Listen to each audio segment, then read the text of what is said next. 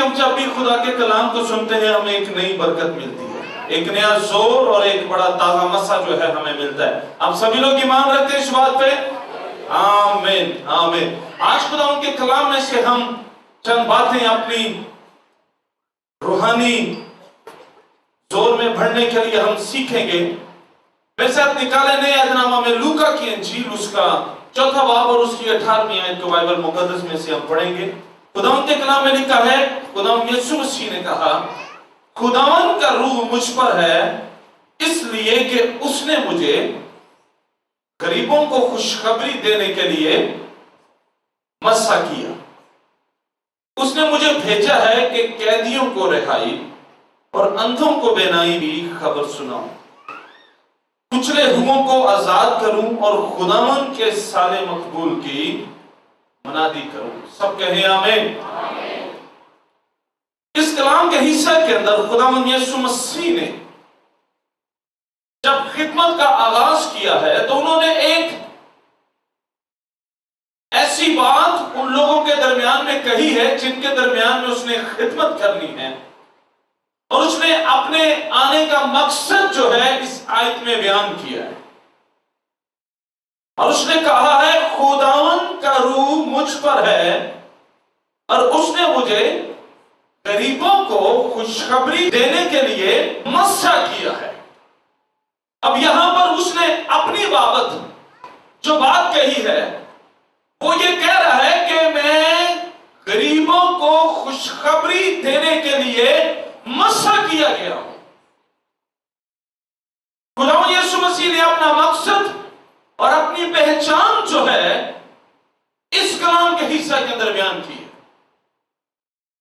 मेरे बहन और भाइयों, खुदावंद यीशु मसीह के जमीन पर आने का जो मकसद था वो हमेशा उसी में कायम रहा है, और वो जिस काम के लिए आया था वो उसी काम को पूरा करना चाहता है। उसके सामने अगर कोई काम मुकम्मल करने वाला है तो वो यही है कि मैं खुशखबरी के काम को मुकम्मल करूं। अगर हम ये कहते हैं कि खुदावंद यीशु मसीह हमारा मॉडल है, और अगर हम ये कहें कि हम उनसे सीखते हैं, हम उनके शागिर्द हैं, या बाकी जितने 12 शागिर्द रसूल और उसके अलावा भी जितने थे हम भी यीशु मसीह के मानने वालों में से हैं, तो फिर गौर से देखो कि उसकी जिंदगी क्या पैगाम देती है और हमारी जिंदगी क्या पैगाम देती है। अगर हमारी जिंदगी में वो पैगाम नहीं जो खुदावंद यीशु मसीह की जिंदगी का पैगाम था, तो इसका मतलब है कि हम अपनी रूहानी जिंदगी के मकसद को पूरा नहीं कर रहे। उसने यहां पर साफ अल्फाज में कहा है कि मैं गरीबों को खुशखबरी देने के लिए, कैदियों की रिहाई के लिए, उसके बाद अंधों को बेनाई देने के लिए, कुचलियों को आजाद करने के लिए, और फिर खुदावंद के साले मकबूल की मनादी करने के लिए मैं मसा किया गया हूं। क्या किया गया हूं? मसा किया गया।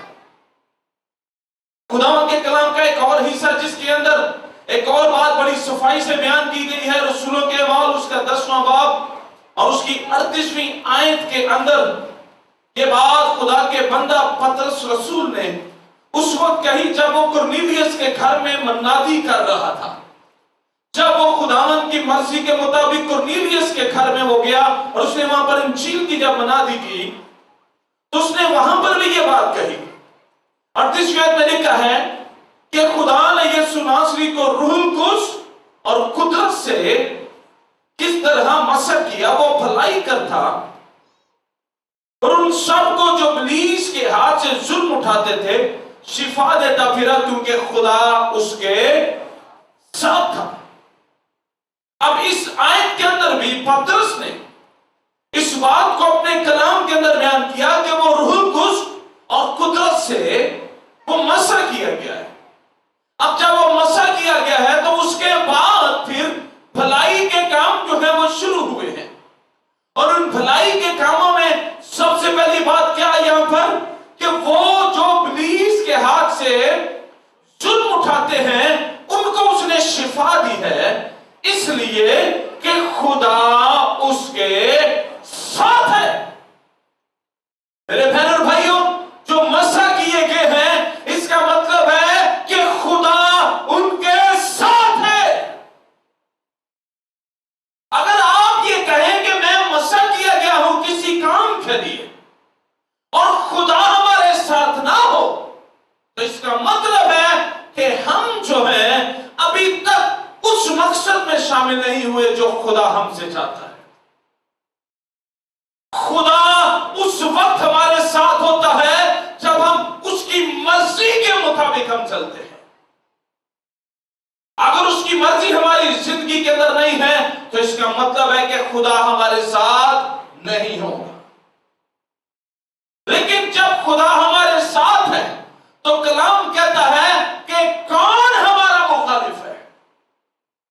मेरे बहन और भाइयों, अगर आप ये समझते हैं कि खुदावंद ने आपको खुशखबरी के काम के लिए या अपनी खिदमत के लिए या किसी और कलीसियाई खिदमत के अंदर खुदावंद ने आपको अगर मसा दिया है और मसा किया है, तो तब खुदा आपके साथ होगा।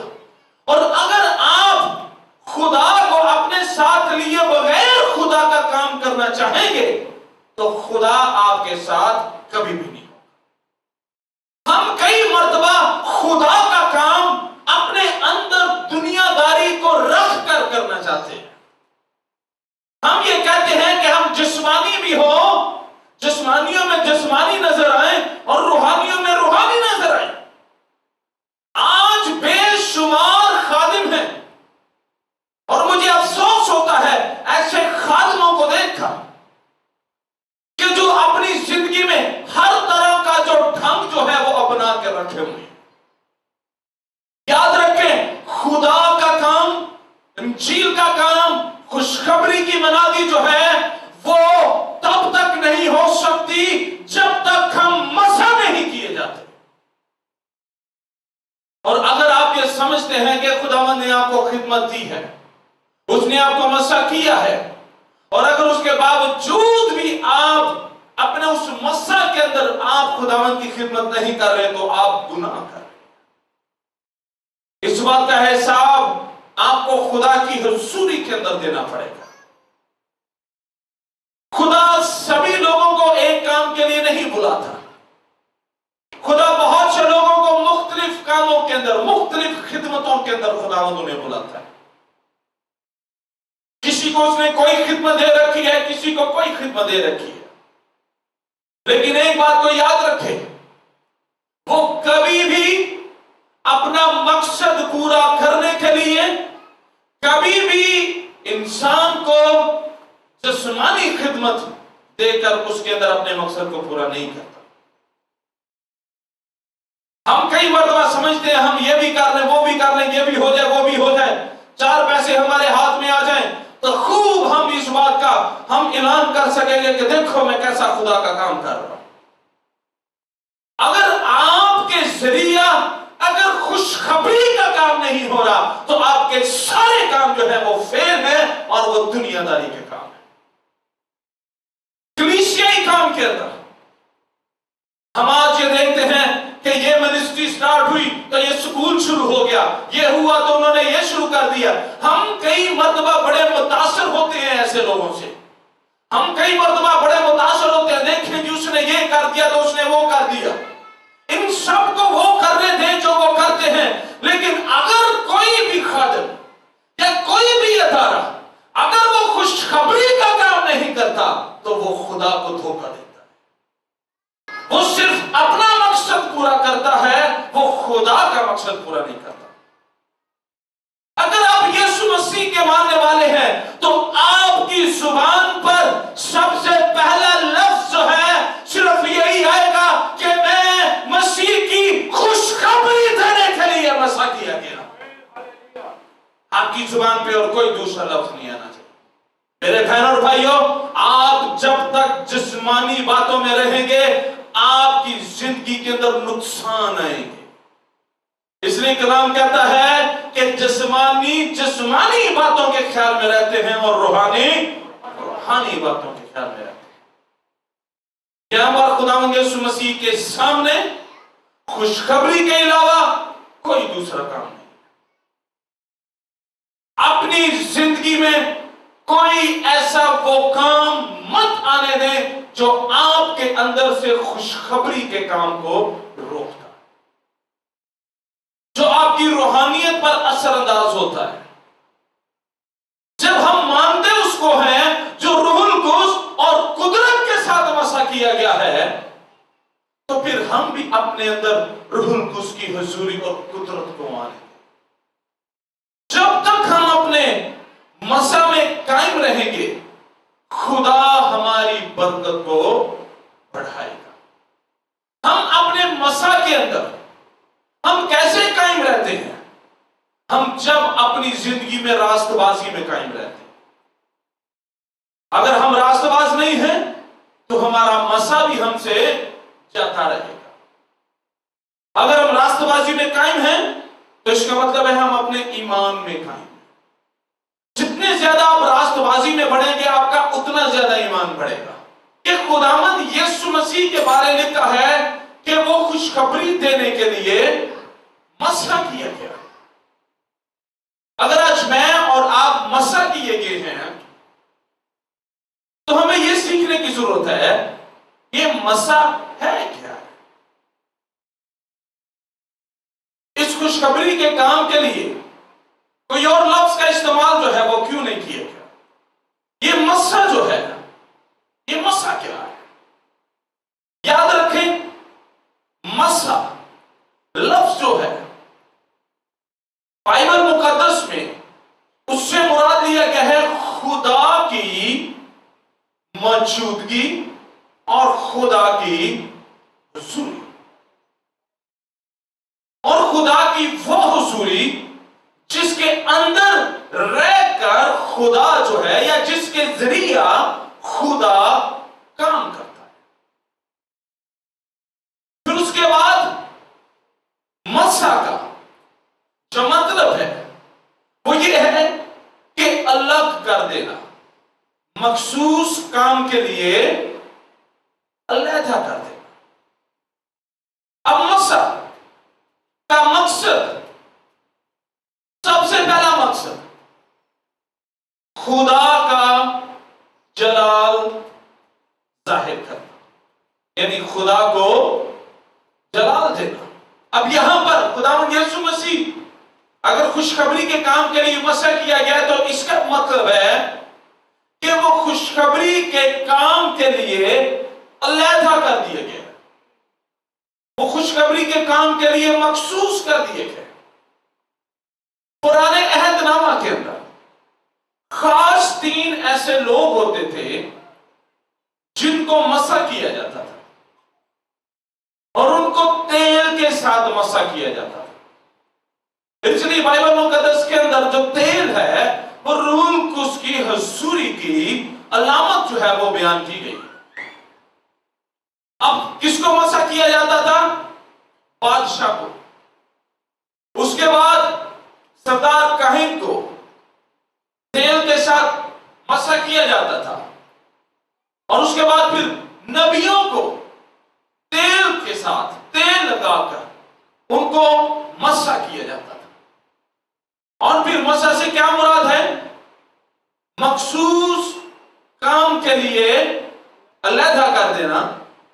उसके बाद है पाक काम करने के लिए अलहदा कर देना। आज आपको यह मालूम होना चाहिए कि आपके अंदर कौन सी खिदमत है। क्या आपको मसा किया गया है? अगर आप समझते हैं कि मैं खिदमत के काम के लिए अलग किया गया हूं, तो हमें फिर उस काम को करने की जरूरत है। और हम इस बात को सीखें कि मसा अगर हमारी जिंदगी पर है, यानी कि खुदा की हुजूरी, खुदा की मौजूदगी अगर हमारी जिंदगी में है, तो याद रखें ये इस बात के लिए नहीं है कि हम अपने आप को जलाल दें या हम अपने आप को नमाया करें, बल्कि इसका मकसद ये है कि हम खुदा को जलाल दें।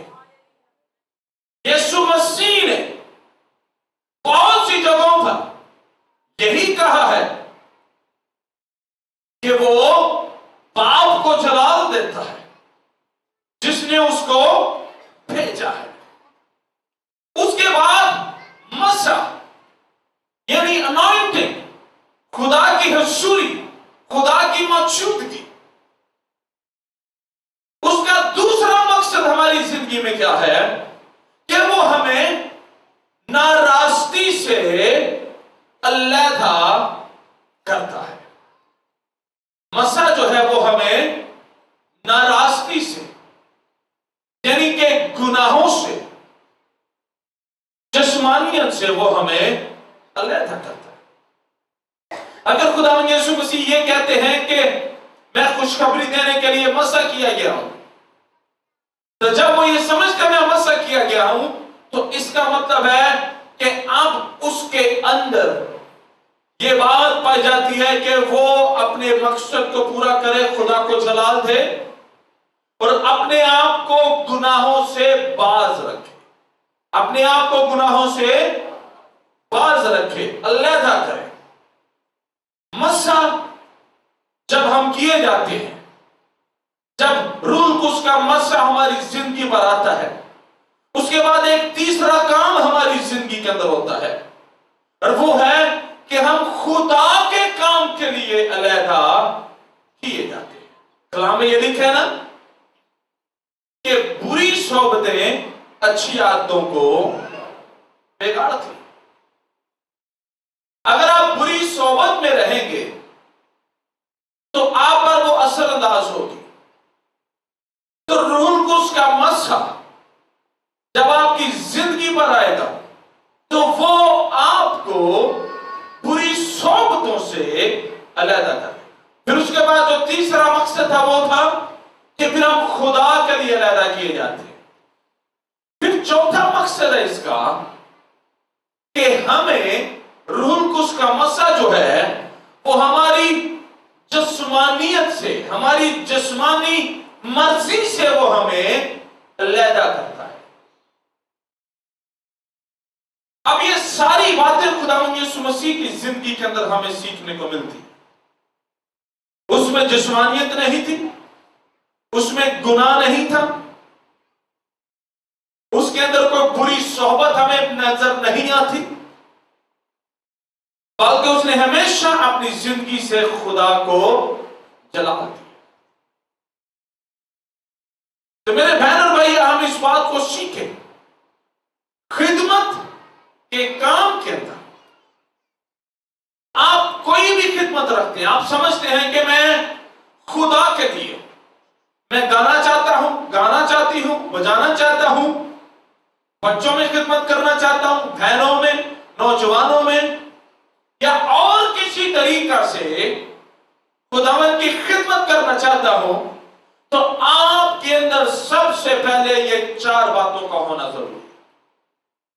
आपके अंदर हमेशा सबसे पहला यह मकसद पाया जाना जरूरी है कि मैं जो कुछ भी करूंगा या मैं जो कुछ भी करूंगी उससे हमेशा खुदा को जलाल मिले। आज बहुत सारे लोग खिदमत के काम को खुशखबरी सुनाने से शुरू करते हैं और उसके बाद फिर पता नहीं कहां कहां निकल जाते हैं, कौन कौन सी राहें उनकी जिंदगी में आ जाती है। लेकिन अगर हमारी जिंदगी में ऐसा कोई हिस्सा आ चुका है तो इसका मतलब है कि हम नुकसान की तरफ हम जाते। जब तक रूहुल कुद्स का मसा आपके ऊपर ठहरा रहेगा तो इसका मतलब है कि खुदा आपके साथ है, और जब खुदा आपके साथ है तो फिर अंधों को आंखें भी मिलेगी, कैदी रिहाई भी पाएंगे, कुचले हुए आजाद भी होंगे। लेकिन ये सिर्फ तब होगा जब आप खुशखबरी सुने। मेरे बहन और भाइयों, याद रखें, रूहुल कुद्स का मसा हमारी जिंदगी के अंदर मुकाशफात लेकर आता है। पौलुस रसूल के बारे यही कहा जाता है कि मुकाशफात की कसरत ने तुझे दीवाना बना दिया। इतने मुकाशफे खुदा के उसके ऊपर आते हैं, खुलते हैं, गहरी गहरी बातें वो करता है। एक किस तरह से? ये गहरी बातें सिर्फ किताबें पढ़ लेने से नहीं आती हैं। ये गहरी बातें रुपए पैसे से नहीं आती हैं। ये गहरी बातें रूहुल कुद्स के मस्सा से आती हैं। और रूहुल कुद्स का मस्सा तब आता है जब हम अपनी पाकीज़गी में और अपनी रास्तबाजी में और अपनी नई जिंदगी में हम कायम रहते हैं। अब पुराने अहदनामा के अंदर तेल के साथ तेल का इस्तेमाल जो है वो किया जाता था। अब यहां पर हमारे सामने ये बात सीखने को है कि तेल ही का इस्तेमाल करने को क्यों कहा गया? तेल की जगह कोई और ऐसे लिक्विड का वहां पर जिक्र क्यों नहीं किया गया? याद रखें, तेल की सबसे जो पहली खूबी है वो ये है कि तेल सख्त चीज को नरम, तेल क्या करता है? सख्त को नरम करता है। बाइबल मुकद्दस में जो तेल का लफ्ज इस्तेमाल किया गया उसका यही मतलब लिया गया है कि वो नरम करता है। फिर उसका दूसरा जो मतलब लिया गया है वो है कि वो नया करता है। क्या करता है? नया करता है। आपकी जिंदगी जब तेल के साथ मस्सा की जाएगी खुदा की तरफ से, रूहुल कुद्स की तरफ से, उस वक्त इन दो बातों का होना आपके अंदर जरूरी है। अगर आप बड़ा दावा करें जी मैं बड़ा मस्सा शुदा खादम हूं या खादमा हूं, अगर आपके अंदर नरमी नहीं और आप नए नजर नहीं आते तो ये काहे का मस्सा है आपका? ये कोई आपका अपना बनाया हुआ हो सकता है, ये रूहुल कुद्स का मस्सा नहीं हो सकता। रूहुल कुद्स का मस्सा जब आपकी जिंदगी पर होगा तो इसका मतलब है खुदा की हजूरी आपके ऊपर है। और जब खुदा की हजूरी आपके ऊपर है तो वो आपकी शक्तियों को नरम बनाएगी और उसके बाद वो आपकी पुरानी इंसानियत को आपके अंदर से खत्म करके आपको नया इंसान बनाएगी। आज बहुत से लोग दुआ नहीं करते, खिदमत नहीं करते। उसकी वजह क्या है कि वो अभी तक पुरानी जिस्मानियत में जिंदगी गुजारते। आजमाइशें इंसान की जिंदगी में कब आती? इंसान कब आजमाइशों में गिर जाता है? जब तक आपके अंदर आपकी पुरानी जिंदगी मौजूद रहेगी आप पर आजमाइशें आएंगी और आप आजमाइशों के अंदर फिर आप फंस भी जाए, इसलिए कि आपके अंदर पुरानी जिस्मानियत अभी तक मौजूद है और आपने पुरानी इंसानियत का लिबास अभी तक पहना हुआ है। मेरे बहन और भाइयों, जब तक आपकी निगाहें आपके अपने ऊपर लगी हुई हैं तब तक खुदा आपके साथ नहीं। अगर आप चाहते हैं कि खुदा आपके साथ खड़ा हो और आपका दुश्मन आप पर हमला करने के लिए आए और वो परागंदा हो जाए तो आपको अपने आप में से निकलना पड़े। खिदमत करना कोई आसान नहीं है। आज बड़े लोग ऐसे उठ खड़े होते हैं कि जी हम खिदमत करना चाहते हैं, हम ये करना चाहते हैं, वो करना चाहते हैं। खिदमत करने के लिए, खुदा का काम करने के लिए सबसे पहली रिक्वायरमेंट जो है, सबसे पहली शर्त और नहायत मुश्किल वो ये है, अगर कोई मेरे पीछे आना चाहता है अपनी खुद ही का इनकार। किसका इनकार करे? खुद ही का। अगर आप ये कर सकते हैं तो आप खुदा की खिदमत के लायक हैं। अगर आप ये नहीं कर सकते तो नालायक है। मैं एक बात पे ईमान रखता हूं, अगर खुदा हमारे साथ है तो अंधे भी देखेंगे, लंगड़े भी चलेंगे। खुशखबरी का काम भी जो है वो बढ़ता जाएगा।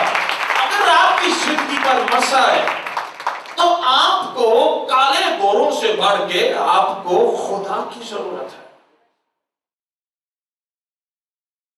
ठीक है, कोई मेहमान आए या कलाम सुनाए, ये अलग बात है, लेकिन आप किसी पर उम्मीद नहीं लगा सकते।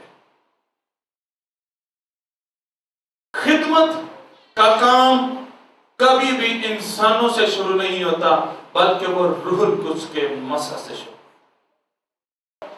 हमारी जिंदगी में रूहुल कुद्स का मसा आता कब है?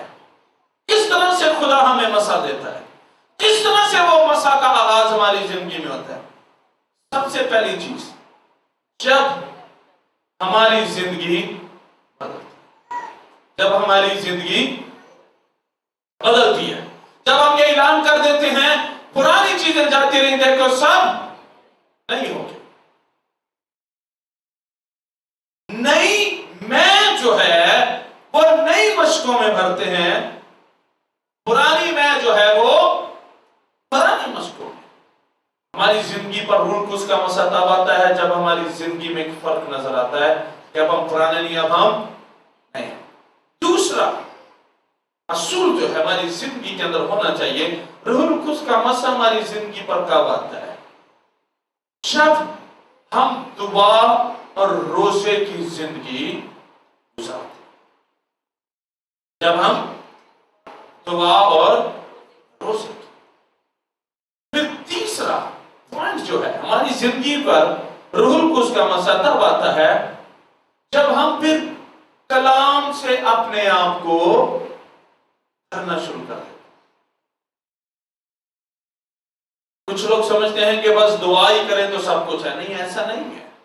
एक बात को याद रखें, मसा हमारे जज्बात नहीं, ठीक है, मसा हमारे जज्बात नहीं है। और या फिर मसा जो है वो सिर्फ महज को यूं ऊंचा ऊंचा बोलना नहीं है, और फिर मसा ये भी नहीं है कि मशरिक की तरफ हाथ उठाकर दुआ करना शुरू की और जब आमीन किया तो शमाल जनूब से भी हो के पता नहीं हमारा मुंह किधर हुआ होता है। सिर्फ इन चीजों से मत जाहिर करें कि आपके ऊपर मसा है। सिर्फ यही कोई निशान नहीं है हमारे मसाशुदा होने के नजर आए। ठीक है, हमारी जिंदगी में जोश जज्बा ये जरूर मौजूद होना चाहिए। दुआ भी करें तो हम पता चले कि दुआ हो रही है, नारे लगने चाहिए। लेकिन बताना यह चाह रहा हूं कि मसा का ताल्लुक हमारी किसी बॉडी के साथ नहीं है। हम ये समझे कि मेरा हाथ बस जोर जोर से हिलता जाएगा तो ये रूहुल कुद्स के मसा की निशानी। मसा हमारी जिंदगी से जाहिर होगा हमारी पाकीज़गी से, हमारी रूहानियत से और हमारी रास्तेबाजी से। अगर ये चीजें आपके अंदर हैं तो इसका मतलब है रूहुल कुद्स का मसा आपकी जिंदगी में खुशखबरी का काम ही नहीं आपके जरिए हो रहा। फिर उसके बाद तीसरा हिस्सा मैंने बयान किया कि कलाम को जितना हम अपने अंदर लेकर जाएंगे हमारा ईमान उतना बढ़ेगा और हमारा फिर मसा भी जो है वो बढ़ता जाएगा। कलाम पढ़ने से, कलाम सुनने से मुराद ये होता है कि हम खुदा को सुन रहे हैं। दुआ से मुराद क्या है? हम खुदा को सुना रहे हैं। तो ये कितना गलत असूल है कि सुनाएं और सुने मत। तो क्या खुदा खुश होगा कि हम सुनाते ही हैं उसे, सुनते नहीं? जब हम कलाम पढ़ते हैं तो खुदा हमसे। उसके बाद चौथा पॉइंट है रूहुल कुद्स का मसा हमारी जिंदगी पर तब आता है जब हम अपनी जिंदगियों में कुर्बानी देना सीखते हैं। क्या देना सीखते हैं? कुर्बानी। और कुर्बानी कभी भी बुरी चीज की नहीं की जाती, कुर्बानी हमेशा अच्छी चीज की जाती। आज आपके अंदर अगर कुर्बानी देने के लिए कुछ नहीं है, आप पर रूहुल कुद्स का मसा नहीं आएगा। अगर आपने कुर्बानी देनी है तो आप सबसे पहले अपनी कुर्बानी का आगाज आप कहां से करेंगे? अपनी जिंदगी के किस हिस्से से आप अपनी कुर्बानी का आगाज करें? कलाम के अंदर आगे हमने आयत पढ़ी है, अपनी खुदी। खुदी क्या है? खुदी आपकी जिस्मानियत, आपका वो कैरेक्टर है जिसके साथ दुनिया जुड़ी हुई है।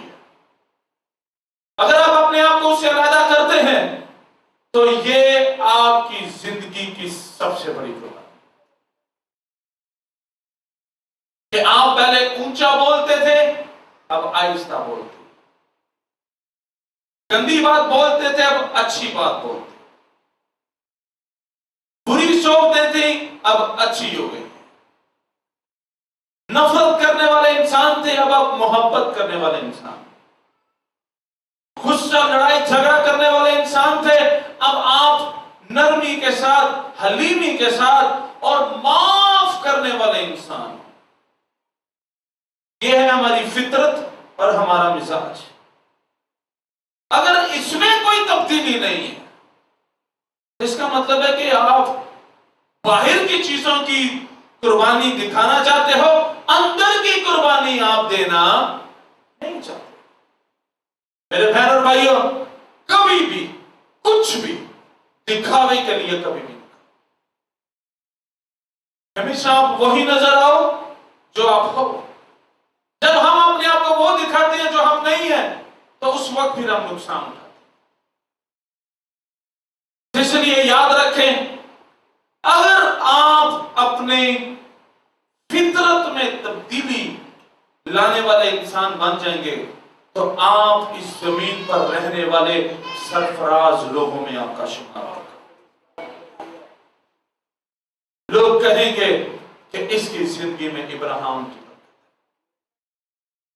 अगर हमारे मिजाज में कोई तब्दीली नहीं है तो इसका मतलब है कि अभी हमें और दुआ की जरूरत है, हमें और सीखने की जरूरत है, हमें अभी और कुर्बानियां देने की जरूरत है। और सबसे बड़ी पहचान, हम कई मर्तबा नए सिरे से पैदा तो हो चुके होते हैं, रूल कुछ का मसला खुदा हमें देता है, हम गैर जुबानें भी बोलते हैं। एक और बात आपको बताता चलो, रूहुल कुछ के मस्सा की पहचान सिर्फ महज गैर जुबानें बोलना नहीं, गैर जुबानें रूहुल कुछ की नेमत है।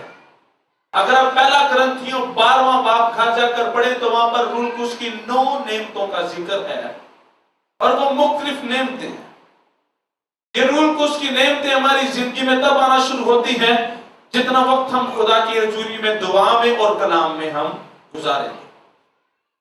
रसूलों ने कहा था हम दुआ और कलाम में हम उसी में मशगूल रहना चाहते हैं, हम उसी में रहना चाहते हैं। उन्होंने कोई एक बात नहीं की, उन्होंने दोनों चीजों को रखा, दोनों चीजें बैलेंस। हम 6-6 घंटे दुआ करते हैं और हम कलाम 15 मिनट भी पढ़ना नहीं चाहते हैं। मेरे बहनों भाइयों, अपनी जिंदगी के अंदर तरतीब को लेकर आए। आपको पता हो कि आपकी जिंदगी पर रूल कुछ का मसला क्यों नहीं आ रहा? इसलिए नहीं आ रहा क्योंकि आपने अभी तक अपने आप को ठीक नहीं किया, कलाम के मुताबिक अभी अपने आप को आपने ठीक नहीं किया। और जितनी बातें आज आपने सीखी हैं, आप इनको जो है आप अपनाने की कोशिश करें, इन पर अमल करने की कोशिश करें। कि आपको अगर पता नहीं था कि आपकी जिंदगी पर रूल कुछ का मसला क्यों नहीं अब तक आया, तो वो इन बातों की वजह से नहीं, तो आज हमने सुनी।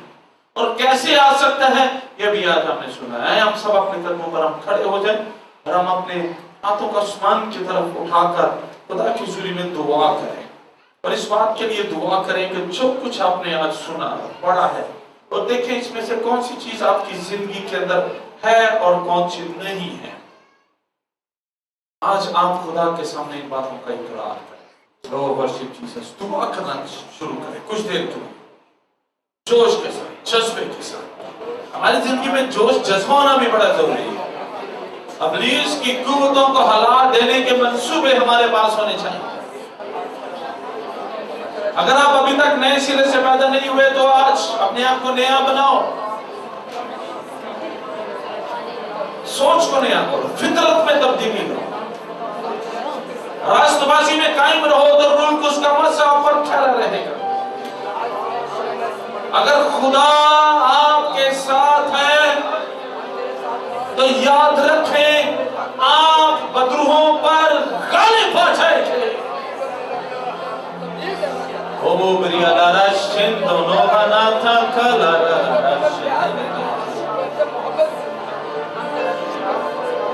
अपनी रूहानियत पर ध्यान दो, अपने रूहानी लिबास पर ध्यान दो, अपनी फितरत की तब्दीली पर ध्यान दो। माफी मांगो खुदावंद से, अपनी जिंदगी से खुदा को जलाल देना सीखो, अपनी जिंदगी से खुदा को खुश करना सीखो।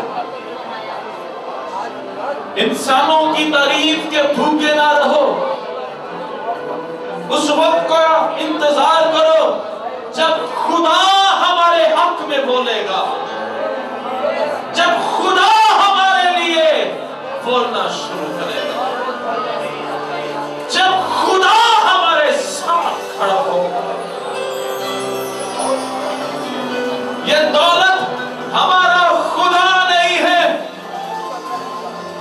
बल्कि लश्करों का रब हमारा खुदा है।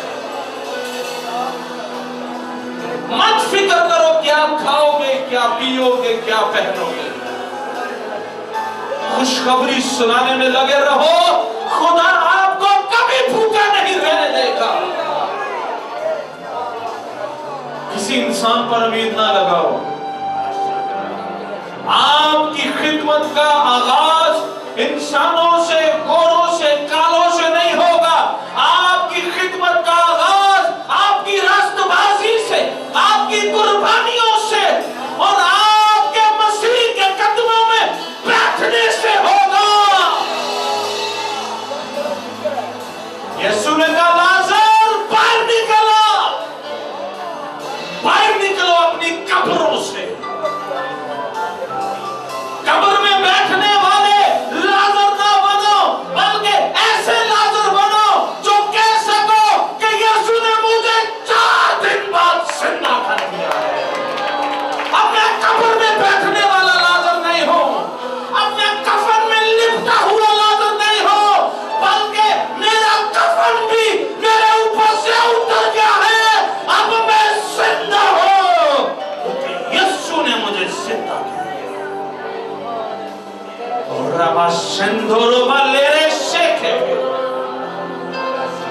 कब्र में बैठकर ही ना कहो कि मैं लाज़र हूं, बल्कि कब्र से निकलो और कहो कि मैं हूं वो लाज़र जो 4 दिन पहले मर गया था। यीशु ने मुझे जिंदा कर दिया। मसाशुदा जब आपके पास आएगा वो आपको भी कब्र से निकालेगा। आपको मसाशुदा की जरूरत है, आपको यीशु की जरूरत है जो खुशखबरी के लिए मसा किया गया है। अगर आप कुचले जा रहे हैं वो आपको साफ करेगा। अगर आप जिस्मानी रूहानी अंधे हैं वो आपको आंखें देगा। अगर आप कैद में हैं वो आपको रिहाई देगा।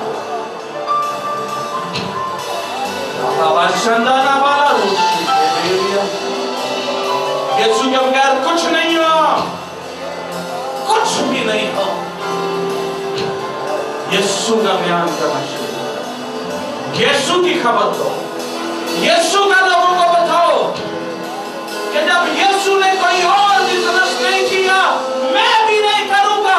अगर मैं खुशखबरी के लिए मसा किया गया हूं, मैं अपनी खुशखबरी में कायम रहूंगा।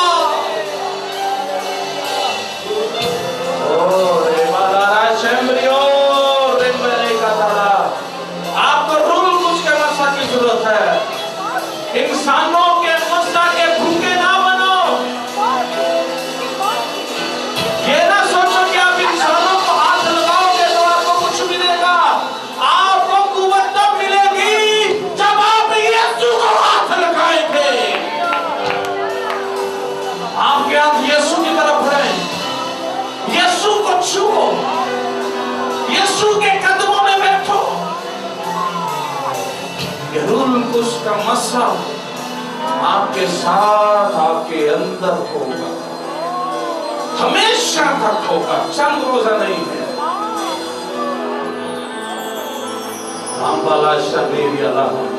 अपनी जिंदगी को झांक कर देखो, अपने आप को इस वक्त खुदा की हजूरी में नाप कर देखो, कितने आप खुदा के तराजू के अंदर कम हैं या पूरे हैं। अपने आप को बदलो। रूह उसका मसा नई जिंदगी पर आता है, पुरानी पर नहीं।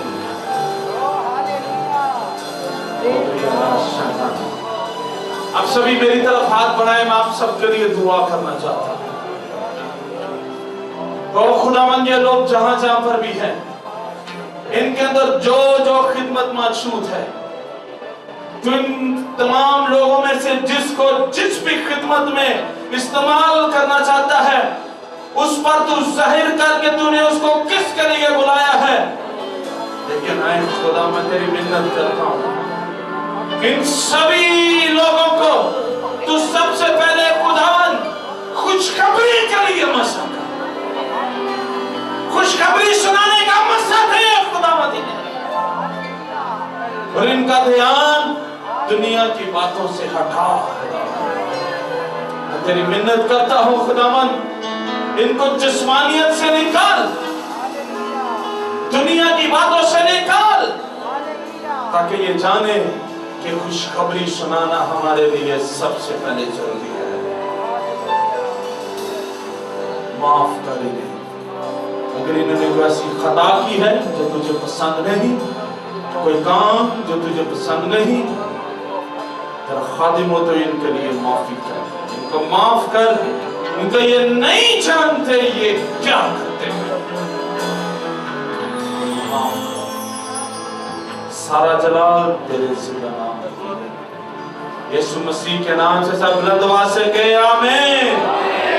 खुदा के जलाल के लिए जोरदार तालियां बजाएं। हालेलुया।